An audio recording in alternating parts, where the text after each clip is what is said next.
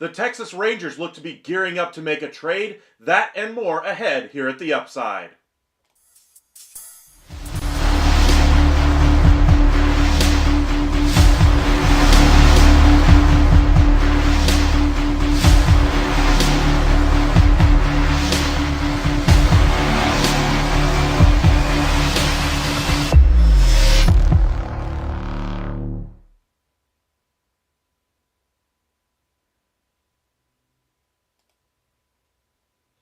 And welcome into the MLB Hot Stove Daily here at the Upside Sports Network. My name is Michael. Appreciate you guys joining us late on a Saturday evening. Hopefully you guys had a great day out there. We do have some new headlines out there. Corbin Burnes signed late last night, 6 years, $210 million to the Arizona Diamondbacks. Some news today says that Pete Alonso at least has interest from the San Francisco Giants. We reported on that in our last live. If you want to check that out, please head over and do so. We'd be more than happy to keep you guys informed. Be sure to hit that like and subscribe, and we'll keep you guys updated on all the latest. But as I stated in the open, the Texas Rangers have at least appeared to look like they're setting up for a trade. They're looking for a major bullpen addition. We'll get into some of the details here, but we'll begin with what their own roster consists of.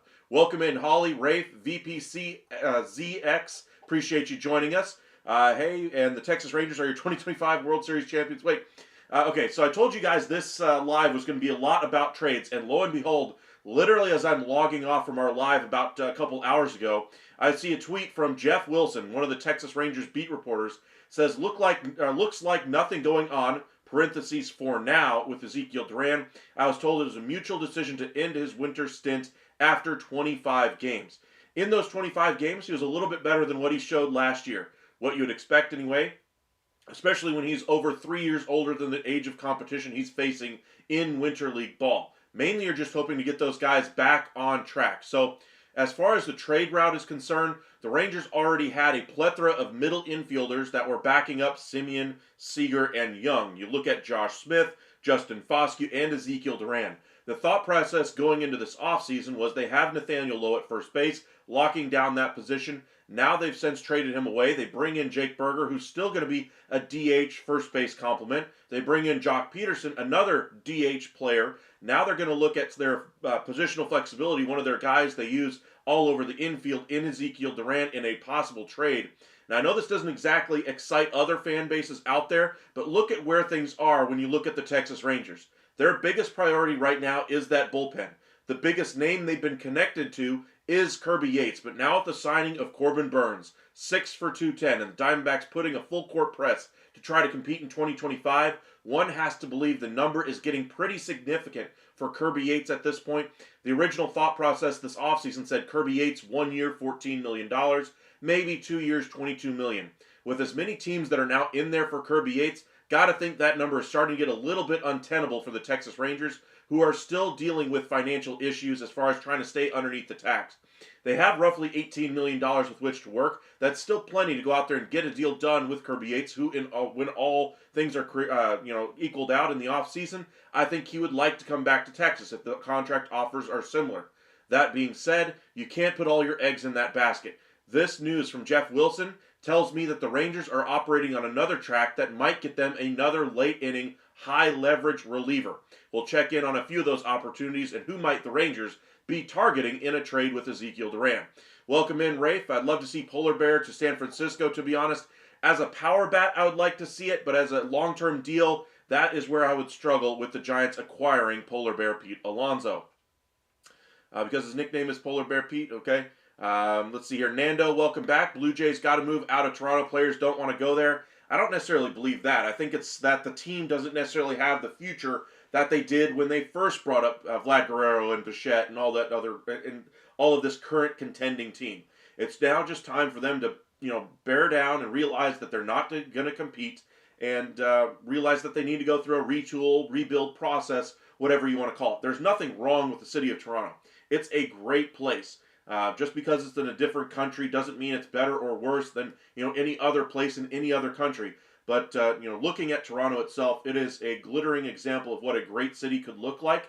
I don't think that has anything to do with it as far as what the city itself looks like. I think it's strictly the reason why free agents haven't gone there, because there's no certainty as to what's going to be on that roster next season, or who's even going to be signing their paycheck in a year, or who's going to be their manager in a year. Those are all big question marks for a free agent when you're trying to convince him to sign there for 5, 6, 7 years. You look at Alex Bregman and Corbin Burns, you couldn't tell them with a straight face that you'd have the same general manager, the same manager, even 1 year later than what they have right now. So we shall see. The Blue Jays, I think, are going through a little bit of a retool process. It's just going to take some time for them to come to that realization and then ultimately sell on what pieces they can essentially move.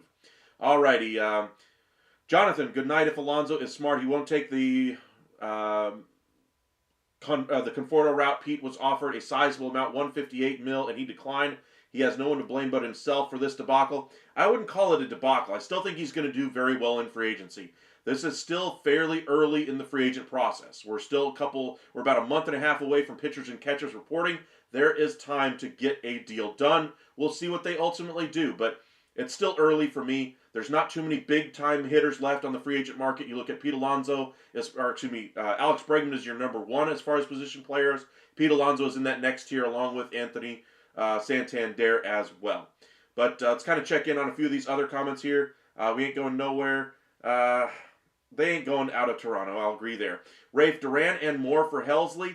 We'll check in on that possibility. There was a few ideas floated out there of Mitch Bratt and another prospect. But if the Rangers are looking to clear up some roster flexibility, maybe give themselves an option to offload Tavares' deal as well, we'll check in on that. I actually was thinking it after we got off the air, when I saw that tweet anyway from Jeff Wilson, who would be interested in Duran that might surprise us? For instance, the New York Yankees are looking for a third baseman. While Duran isn't exactly lighting the world on fire last year, he certainly would be better than what they have on their current roster at third base, moving Jazz Chisholm over to second, or putting Duran at second and Chisholm at third. But a player like that, a cost-controlled player who would, I think, thrive in New York, would be great for them. Is it greater than Arenado or any of the other options? Probably not. But it'd be kind of the low-cost option that the Yankees could look forward to and help them out on the cheap, which is what they're really worried about right now, staying underneath that Cohen tax. Appreciate you guys joining us. We already have 45 of you guys with us right now, 10 minutes in. If you guys wouldn't mind helping us out, hitting that like and subscribe, trying to reach 2,100 by the end of the year. We're only 25 away as we start this video, so if you wouldn't mind helping us out, see how close we can get by the end of this one. So, if you've been in Toronto, it's not great. I mean, Toronto's a good city. There's nothing wrong with it, in my opinion. Worse than you have to pay 50% in taxes, but, I mean, taxes are taxes. There's nothing you can do as a citizen about it other than decide, hey, I want to live there, hey, I don't want to live there, hey, the reason why my taxes are higher, I enjoy that, but that's when you get out of the realm of baseball and into the realm of politics, and I don't really care discussing politics on this channel, whether you agree with my views or you don't agree with my views, I don't really care. I don't want this channel to become about that. I'll put it that way. The only reason I will mention taxes here is because it can be a factor in where free agents sign from how much they ultimately take home. For instance, Corbin Burns said he wanted to stay home in Arizona. That's why he approached the Arizona Diamondbacks and looked to try to get a deal done. When you look at the higher contract offers of Toronto and the San Francisco Giants, when you take taxes into account and the money that the Diamondbacks put on the table, you can see how when you take home pay is very similar from, even the contract overall value is lower, total dollar value is lower with the Arizona Diamondbacks. Their take home ultimately is very close to the same, if not even more, in Arizona because of the tax issue. That's the only reason it's important for this conversation. There's nothing wrong with any of these other cities out there. I'll just put it at that. Alrighty, Blue Jays Orlando. I don't know about that. There is the main problems is the current front office. I'll agree there, but I also think it comes from ownership as well. I think the reason why the front office is pushing so hard to compete for the Blue Jays in 25 is strictly to try to compete and win from an ownership level. If that mandate wasn't set at the ownership level, I think Ross Adkins probably would have been given an extension by now and allowed to let this team go and try to recoup some value for Vlad Guerrero and Bo Bichette. But as it stands, they're going to try to cash in their chips at the trade deadline if things don't work out, and obviously I don't think it will. Let's see here. Rafe, Bregman and Alonso to San Francisco. I don't think they could do both. Financially, I think they could, but I don't think they could swing both free agents, at least convincing both of those guys to go there. All right, let's go ahead and get into some of these trade packages. If you guys are new here, make sure you guys hit that subscribe. Let's head over to X. This is the tweet I was referencing that literally happened right as we were logging off earlier during our live. Looks like nothing now, or nothing going on now, on for now anyway, with Ezequiel Duran. I was told it's a mutual decision to end his 25-game stint in winter ball. So let's head over to the winter ball stats. Again, he's almost 4 years older than the competition he's playing with, and this was more of a get Ezequiel Duran right offensively. 87 at-bats, 102 plate appearances. Look at his walks. Look at his on-base percentage. Those are much better, more like what you're expecting out of Ezequiel Duran. Power numbers were there as well. Strikeouts were a little high for what you'd hope for in that stint there, but you can see the rebound in the numbers overall. Last year with the Texas Rangers at 246, winter ball hitting 287. Again, you're expecting that improvement. You're just trying to get his bat right. You don't need him there to try to gain experience. It's just about getting some positive things going for Ezequiel Duran as he goes into the offseason. Once you get that going, he doesn't necessarily need to be there. So, as the tweet says here, it was kind of a mutual decision between the two. I'm wondering if Jeff Wilson knows something about a trade coming down the pike. Just before Nathaniel Lowe was traded anyway, Jeff Wilson was also reporting that the Rangers were looking to move on from Nathaniel Lowe after initially saying they would probably work some type of a platoon at first base initially, and then they said, well, it might not work out in the best interest of the Rangers if we do something like that. Maybe we're better off just saving a little bit of money. Jeff Wilson was putting together a paper at that time when ultimately Nathaniel Lowe was traded. I think we're seeing something very similar here with Ezequiel Duran. So, who could he go to? What pieces out there would interest the Texas Rangers? I keep referencing Ryan Helsley because that's one piece I think is really gettable for the Texas Rangers. Let's go ahead and head over to baseballtradevalues.com and I can kind of show you what a trade might look like between the two teams.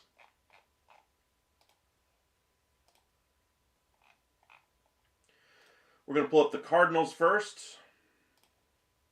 Going to pull up the Rangers second. So many ads. Thought I paid for no ads. All right, so we're going to be looking at the major league level value here. Fetty's a nice piece. Got 1 year left on his deal as a starting pitcher. But here is Helsley. 1 year left. Remember, he's coming off of a really great year for the Cardinals. But the year previous, injuries, poor performance, all those kinds of things are partially things that are going to impact his market. That's the piece right here, 12.1. Now, what would the Rangers have to give up? First, I want to look at Ezequiel Duran. What is his value currently? Duran, after a down year, has seen his value drop to 4. That's really low, even for Ezequiel Duran. But you have to be able to prove that you can hit at the major league level. And after the tough year that he just had, I would say if I were the Cardinals, I would want him and another piece in addition to him. So let's say, you're looking for around an 8 value here, maybe a little bit more. Say you go for Bradford might have a little too much value for this type of a trade, but that could be a deal that could work. Let's go ahead and say they put in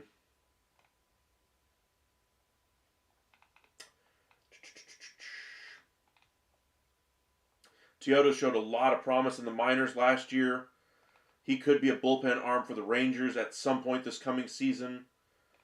Let's go ahead and throw in Dylan Dreiling.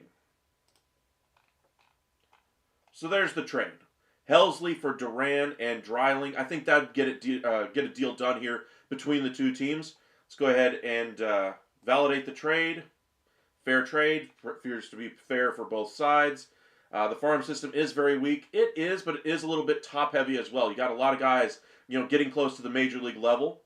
Let's check up on a few of these other comments here. Poor Rockies never enough good pitching and play in the best division in the game. True. Let's see here. Duran was a very good year before last. Unfortunately, injury and poor performance. And Josh Smith really grabbed a hold of the role that he was going to have. Both players will walk away next offseason, so you get what you can for them. Let's see here. For Vlad Guerrero and Bo Bichette, yes, I believe they should, but unfortunately they're not going to do so until the trade deadline. Rafe, what would a Duran for Mason Miller trade look like? Not even close. I'm just going to tell you now, Mason Miller's value, according to baseball trade values, is in the 50s. Duran is at 4. 4.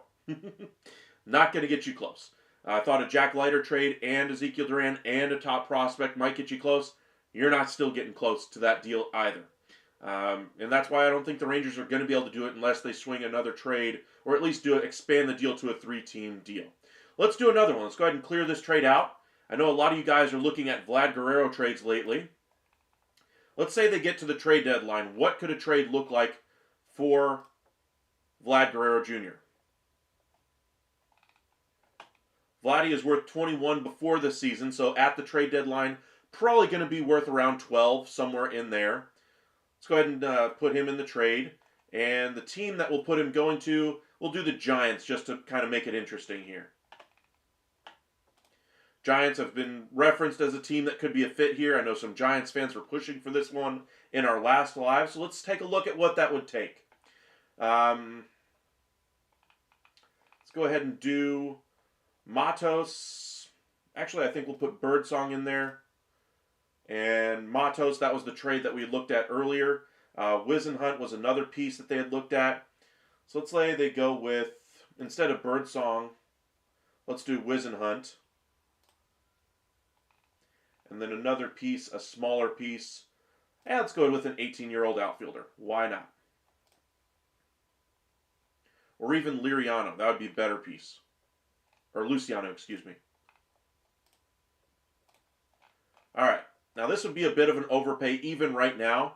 But you look at the deal itself. Guerrero's probably going to have around 12. If you're looking to get the deal done right now, I don't think you'll be able to get it done for that price.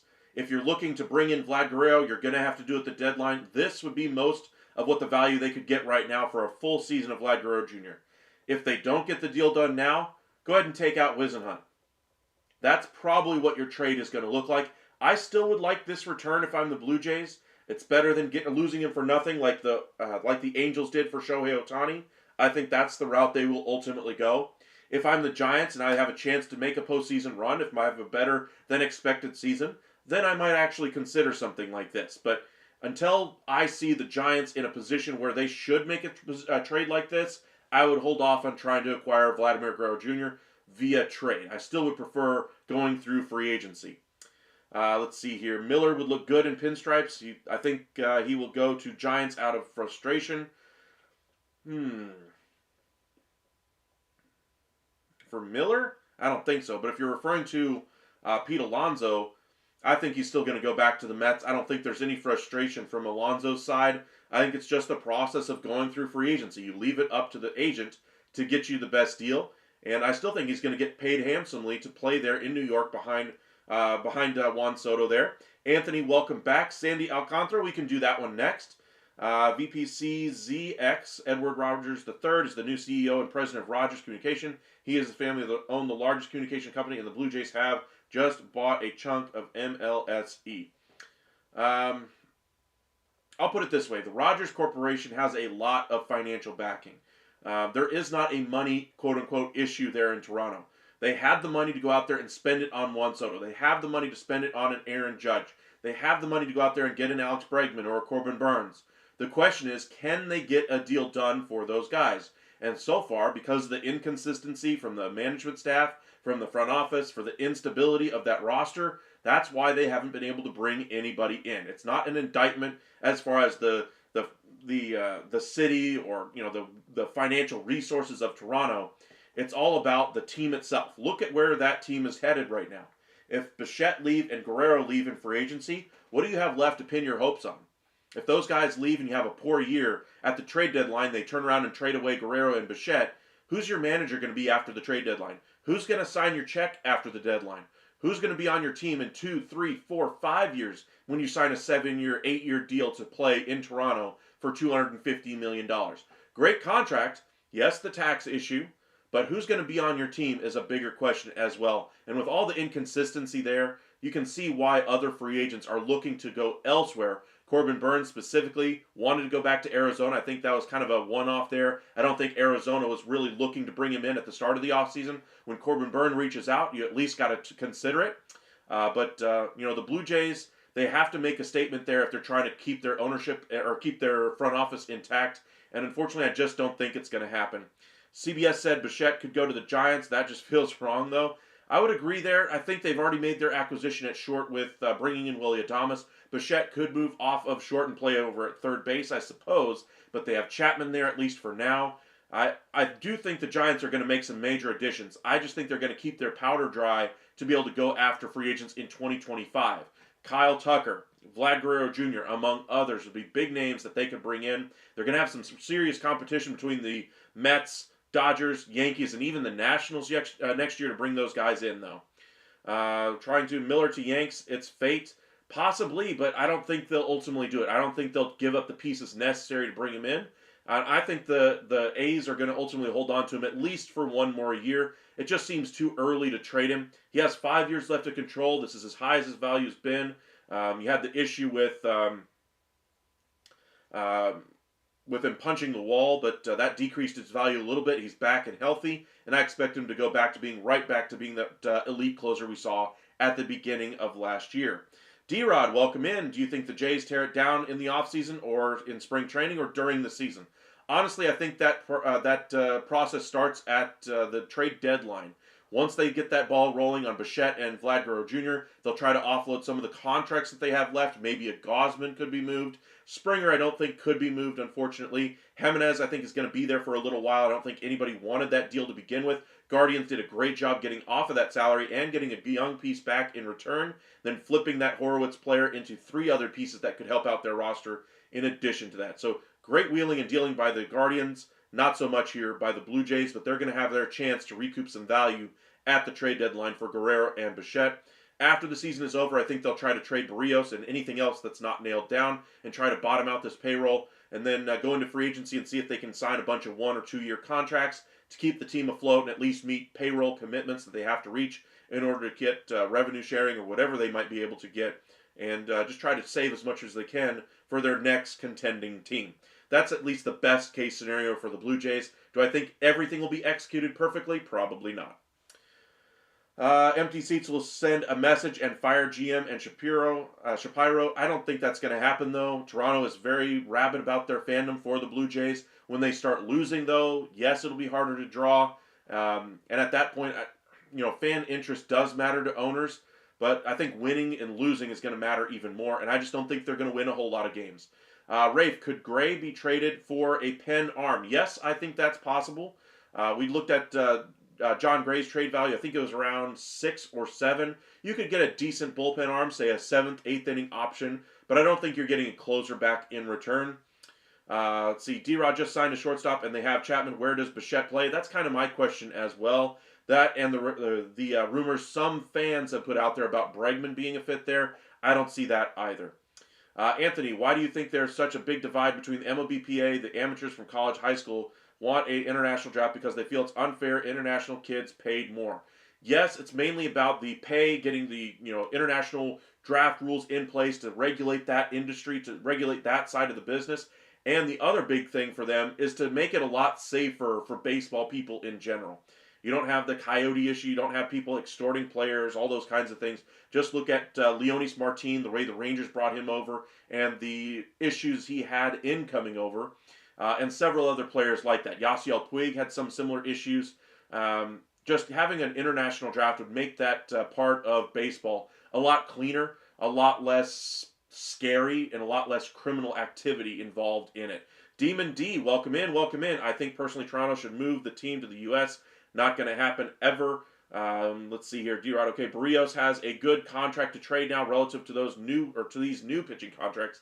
I would agree, but he needs to throw the ball a little bit better. He needs to get those strikeout rates still a little bit high, or get even higher anyway. But he needs to have a little bit better ERA and stop giving up the home run. If he's able to do that, he could really be an asset for the Blue Jays going forward at the number he signed for. If they decide to go, in the bottom, or if they decide to bottom things out, he could be a nice trade piece on the trade block at the deadline or at the winter meetings next year. Josh, welcome in. Appreciate you joining us. Got about 50 of you guys with us. Make sure you guys hit that like and subscribe if you haven't already. But to your question, Josh, any news on the Tigers?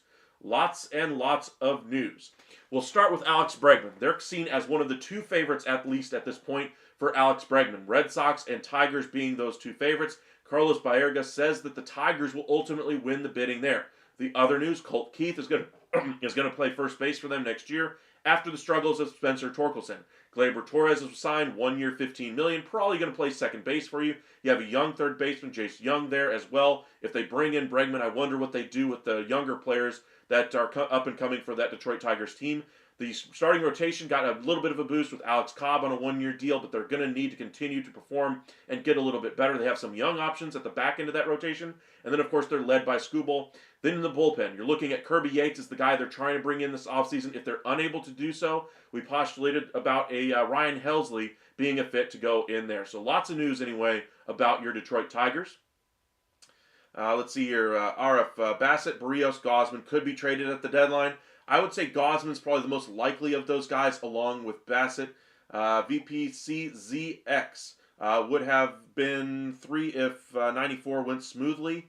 Okay. Let's see here. Tristan McKenzie, that would be a nice piece as far as a trade piece, but I think that one's going to have to wait until he shows he's healthy once again for the Guardians. Anthony, the trade for Sandy, I want the team that has a great hitting prospects in the outfield, shortstop, or third. We have our future catcher, first baseman with Del Santos and Agustin Ramirez. I would agree. The Marlins need to get some good hitting prospects in there. They've been great as far as developing some minor league talent on the pitching side of things. They've still got more young pitching talent coming.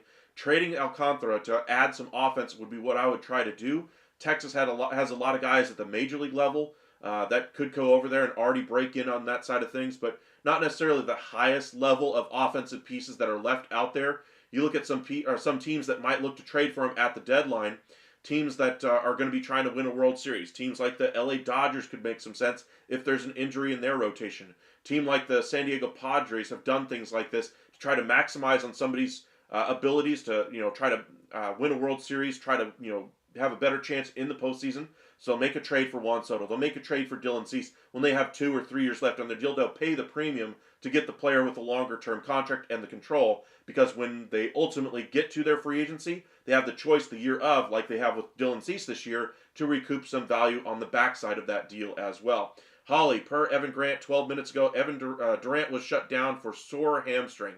Makes some sense. It is winter ball, but it was a mutual decision between the two sides. I do think there is some legitimacy to the Rangers looking in on the trade market right now, especially when you consider the market for Kirby Yates has to be exploding as far as value. I do think Kirby Yates has enough dollar value out there and enough interested teams to get the contract where he wants it to go. It's just going to be a matter of where he wants to play and who has the best offer. It's no longer the Rangers I see as the ultimate favorite here. I think it's pretty much an even split between the Rangers and all the other teams out there that are in his market. Cubs, Tigers, Diamondbacks. I know there's a few others I'm missing off the top of my head, but the Rangers would certainly love to have him back. We'll see if they can get that one across the finish line. D-Rod, what do the Tigers do with Baez? Sweeney played okay. Honestly, I think they'd just like to put Baez in a corner and forget he's there. Sounds harsh, but I mean, he hasn't played well. That contract's probably one of the worst they've ever signed, and that's saying something. Tigers have had some really bad contracts in their history, but I mean, if you get Alex Bregman, you immediately prioritize Bregman over whatever Baez says or wants or does or anything like that. If you have to put Baez on the bench, so be it. But, he just hasn't worked in Detroit. I'll put it that way. Anthony, I like Evan Carter and Sebastian Walcott. Even with a player like Sandy Alcantara, who could be a number 1 immediately, day 1 coming into Texas, I wouldn't give you Sebastian Walcott. I think he has superstar MVP, future MVP written all over him. Evan Carter, I'd be more willing to trade you, but his value's depressed after the injury that he had last year. So I don't think you would do that if you're a Marlins fan or if you're in the Marlins front office. You would probably demand Sebastian Walcott as the primary piece in that return, and that's where I would say no thanks. Arif, the best fleece trade was Blue Jays acquired Jose Bautista from Pittsburgh. At the time, it was not seen as such, but I'll agree that was one of the best ones the Blue Jays have had. Rafe, would Walcott ever even play for us, or would he just be traded? honestly, I think once he gets ready for the big league level, say if that's this year, next year, or the year after, I think the Rangers will make a hole for him. Whether that's moving Corey Seager to DH, or if that's putting him over at second base when Simeon's contract is up, that's all in the books, or that's all possibilities right now that they could go down. But I'm not giving up Walcott for pretty much anything right now. I just think he's that good of a talent. I'm not giving him up. If he starts to regress a little bit offensively, he's going to decrease his value on the trade market anyway, and then other teams will still want him, yes, but they're not going to be giving up the premium assets that they would right now. I just would rather hold on to him and just really pin my hopes on the position player side of things on Sebastian Walcott right now, and the other pieces that they continue to add via the draft. But yes, I would say Walcott, to me, is the one player for sure, completely off limits. Kumar Rocker is in that class as well. Joshua, welcome back. Baez was an absolute beast. As injury derailed him, or is he a case of money ruining ambition?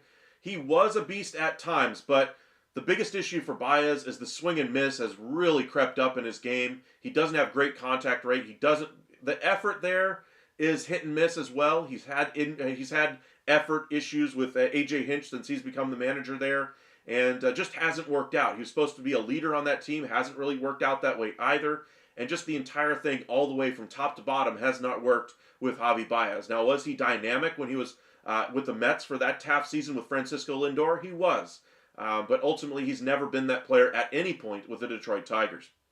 Anthony, a lot of people are saying, who scout baseball, that are saying Evan Carter is a future superstar at center field because he's a 5-tool player. He can defend, hit for both average and power. I would agree there. I think he's got a great potential, but the injury to his back is worrisome. At the very least, outside teams are going to have a big question mark as to whether or not he's going to continue to have that same ability with the back issue that he had. They shut him down. He missed, 5 months of the year last year. He's going to be entering spring training healthy, according to the Texas Rangers. If he earns the job out of spring training and shows he can hit left-handed pitchers again, then the Rangers could really have something, a really dynamic MVP level player in center. But I don't think he's going to get there. If the injury has died down, that's the best case I'm hoping for as a Rangers fan. Ultimately, I think they're going to platoon him out there in center a little bit because of his issues with left-handed pitchers. Let's see here, Arif. So would you pay whatever it takes to keep Vladdy and Bo to stay in Toronto? I think Toronto is going to try to do that, but I think they're ultimately going to fall short. They probably have the biggest deal on the table, though, when it's all said and done, but I think both guys ultimately leave to go to greener pastures elsewhere. Anthony, let's hope this doesn't happen to Soto, where once he gets his money, he's not going to take the game seriously. I don't think you have to worry about that. Soto's a very professional, takes his time, deliberate kind of a guy. Just look at the way he takes his at-bats. Everything he does in that batter's box, from the moment he goes out into the on-deck circle, everything has an intention. Every movement, every stride, every look, every bite of the gum that he takes, every pop of the bubble, everything that he does out there has purpose. And so I don't think he's going to have that same issue. Baez was more of a emotional player with the Chicago Cubs. He was emotional with the Mets, and he's been emotional with the Detroit Tigers. So he took the bag with no real connection to the Detroit Tigers and just took the most money he could get. And we see how that deal worked out. Rafe, hear me out. Rangers open up checkbook and pay Vladdy. I know you were kind of touting this one earlier, but I don't mind this one. Still a little early to hope on that one, but the Rangers will have the flexibility financially next year to be able to make one big addition to this roster if things don't work out at first base with Jake Berger and whoever they platoon over there at first base with him, most likely Josh Smith. I could see that possibly happening. Tato, welcome back. Appreciate you joining us once again. Got about 70 of you guys with us right now. If you guys wouldn't mind helping us get to the 2,100 subscriber plateau, we're trying to get there. We're only 25 away at the start of this video. Let's see how close we can close that gap before the end of the year and see if we can get there. Appreciate you guys joining us and hitting that subscribe button. I say the Rangers need an insurance in the outfield. They need a backup right-handed bat who mashes lefties so they can rest Tavares, Jock, and Tavares. Okay. Against lefties, trade Tavares and Duran for relief. If I'm the Texas Rangers, the way I would go about it, I would try to trade Leote. He's supposedly been working really hard in Dallas this entire offseason with the hitting coaches there to get that bat right. But the inconsistencies for me just are too much to overcome. As good a defensive player as he is, as fast as he is on the field, I just think they need to go a different direction as their fourth outfielder. Think of a Travis Jankowski type player, a right-handed hitter who can come in, play center, right and left, wherever they need to play him around. I thought about the idea of Randall Grichuk as a low-cost, 1-year, $4 million guy who could play a little bit in center field, but he didn't play any center last year. So maybe there's another piece out there that they could go for, a Harrison Bader or something along those lines. Somebody low-cost that could make an impact out there for him.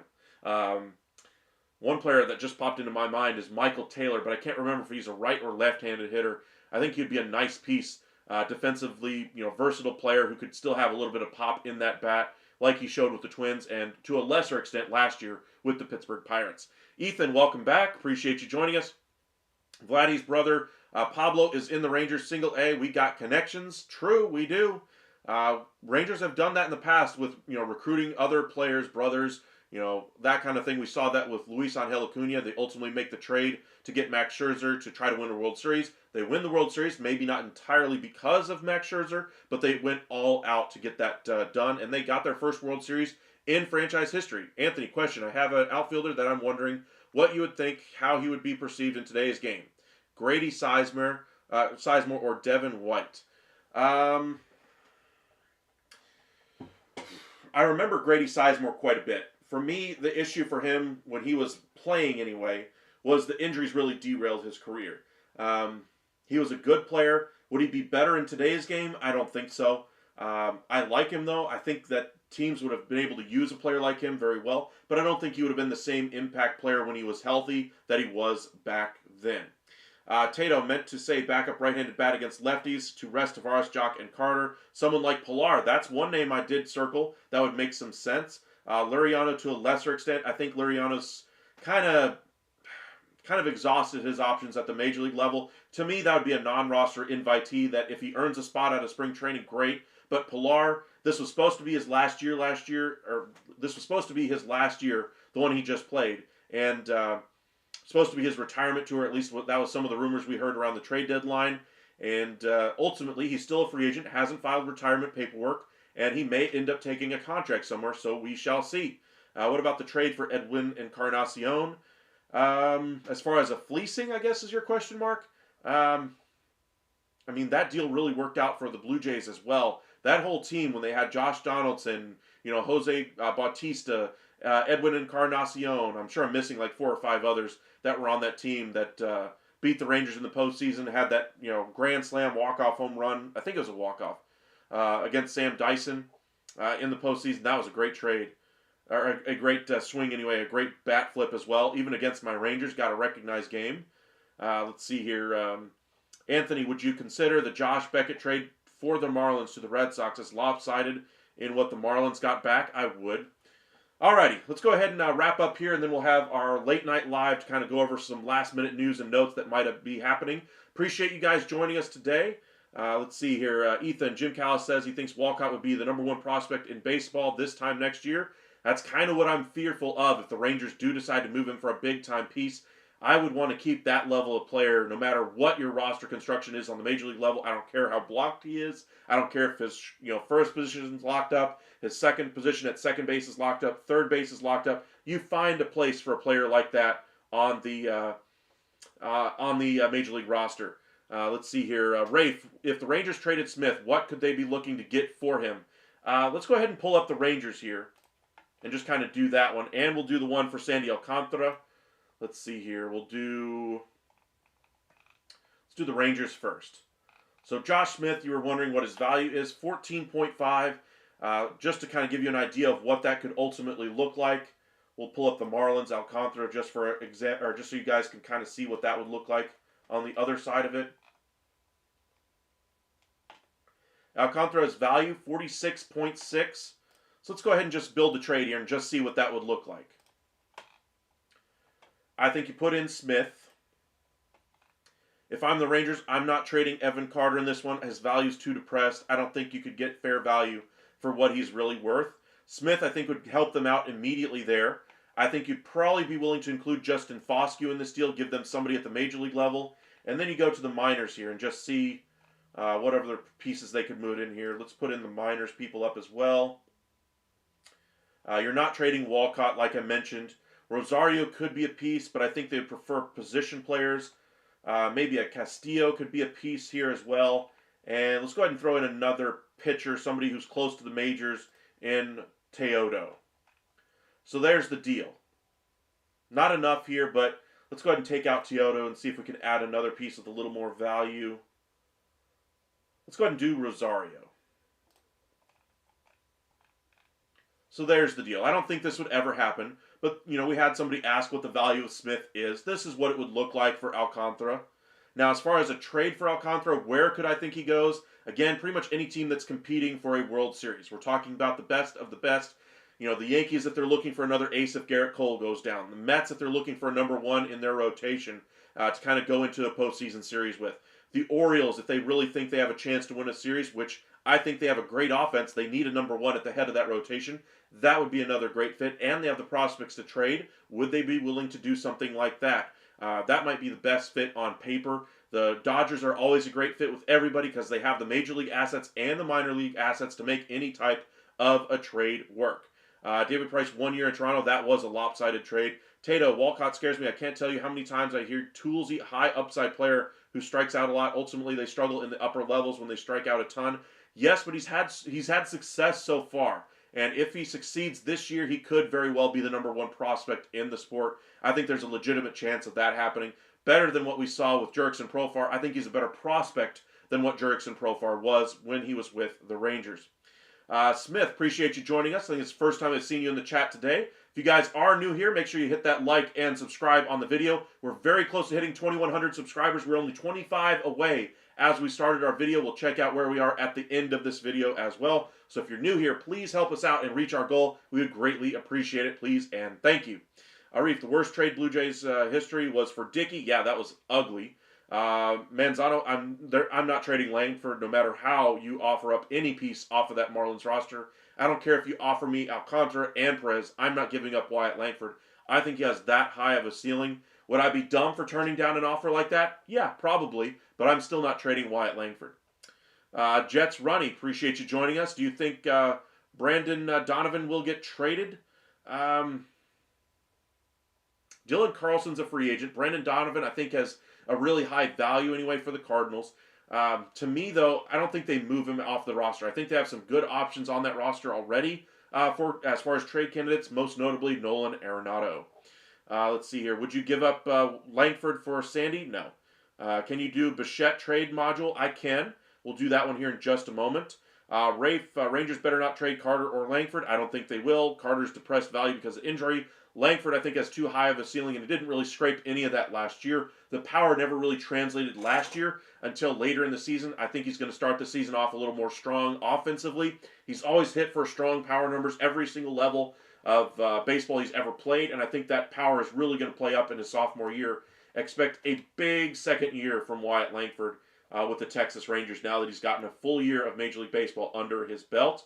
But let's go ahead and clear the trade here. The one I want to do first is Alcantara to the Orioles. So we'll pull up the Marlins here. We'll go over to the Marlins first. We'll put Alcantara first. Remember, they need a number one in their staff. This won't happen until the trade deadline, so let's look at what it might ultimately cost them.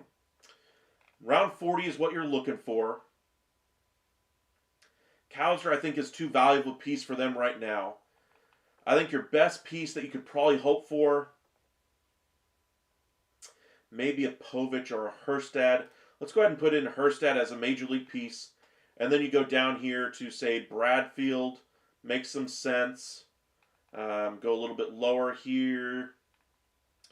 Beavers makes some sense. He's been mentioned as a trade piece for a while now. Let's just look at our value first and see how close we are. We need about another 7 or 8.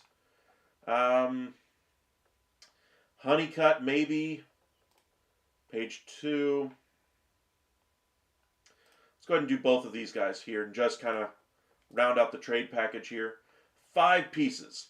Headlined by Hurstad. Maybe put in a reliever, one of the Marlins back-end relievers, Nardi or something like that, to kind of round out this trade. But that would be a decent trade I would expect for both teams. Orioles get a number one at the head of their rotation, after losing Corbin Burns, and he's going to be under contract for 3 years, well, 2 plus the team option, but essentially 3 years when you're looking at the Orioles lineup and rotation, how their money really works out. And this would really coincide with the timeline for the Orioles as well. In 3 years, some of those guys that are on pre-arb right now will be arbitration eligible, and their number will start to go up. By that time, Alcantara, maybe you could have traded him at the deadline in 2 years from now and recoup some of the value that you lose here in this trade. But this would be the type of a move that the Orioles need to make. Getting a number one at the head of that rotation would be exactly what they need. Do I imagine they'd go after Alcantara?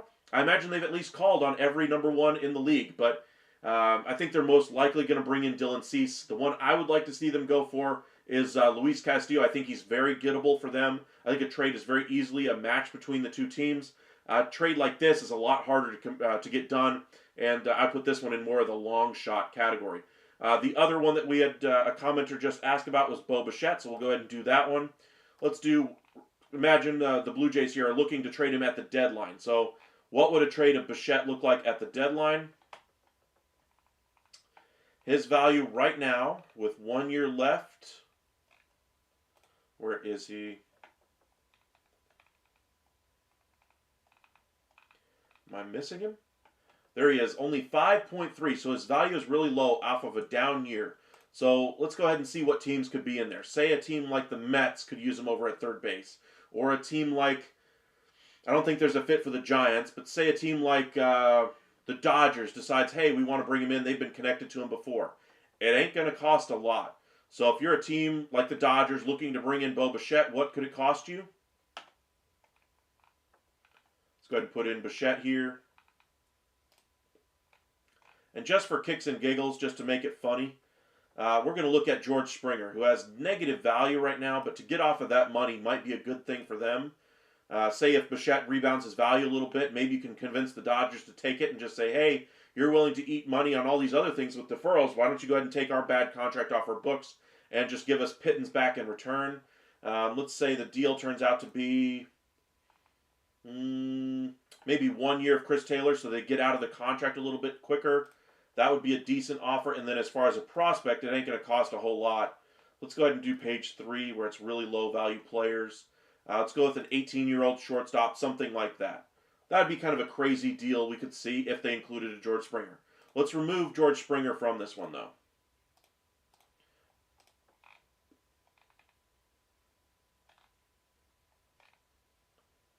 Flip back over here to the Dodgers. For 5, what would his value be like on this roster here?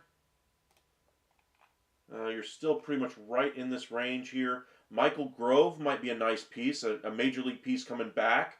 Controllable. That's actually not bad. I'll put him as the headliner.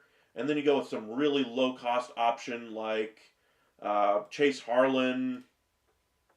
And then maybe go even cheaper value down to these guys and bring in an 18-year-old outfielder. Who knows if he ever turns into anything. There's your trade there. And even that would be an overpay to me. But there's your trade for those of you who are wondering. We'll go ahead and do some more trades in our last live of the day. We'll probably start around 10:30. I just want to do one more before the end of the day, kind of update you guys on anything else that might be happening. Weekends, sometimes you get some crazy moves later in the day, so that's why I want to do another live later on. Rangers better not trade Carter or Langford. Absolutely. Would the Rangers ever trade Garcia? There were rumblings about a trade of Garcia and Duran to the Pittsburgh Pirates for a value that included, I want to say, the number 4 Pittsburgh Pirates pitching prospect and maybe Bednar as well. I would say the chances of a Garcia trade at this point, though, are next to 0. So we shall see. Let's go ahead and check out the last comment here. Will Ethan Holiday be the number 1 pick? There is a good chance of that. I imagine he's probably going to be a top 5 pick. It's still too early to decide who's going to be the number 1 guy because remember, the draft is going to be in the summer. We still have to go through spring ball, College World Series, all those kinds of things before we really can find out who's going to be the number 1 pick. But I would say Holiday has pretty much guaranteed himself a number 1 through 5 in the MLB draft. As far as if he's going to be number 1, I think he's a little bit less than what Jackson Holiday was valued at when he entered the draft. But Ethan Holiday should still go very highly. Alrighty, appreciate you guys joining us. We'll be live with you guys again around 10:30. Be sure to join us then. We'll try to break down as many trades as we possibly can. Hopefully we'll have some new baseball news. If you guys want to send your trade ideas to us or prepare them before we do our live, in about an hour and a half. Be sure to write them down so that we can go over them in our next live. But I appreciate you guys joining us. We'll be back live in about an hour and a half. Merry Christmas and Happy New Year, everybody.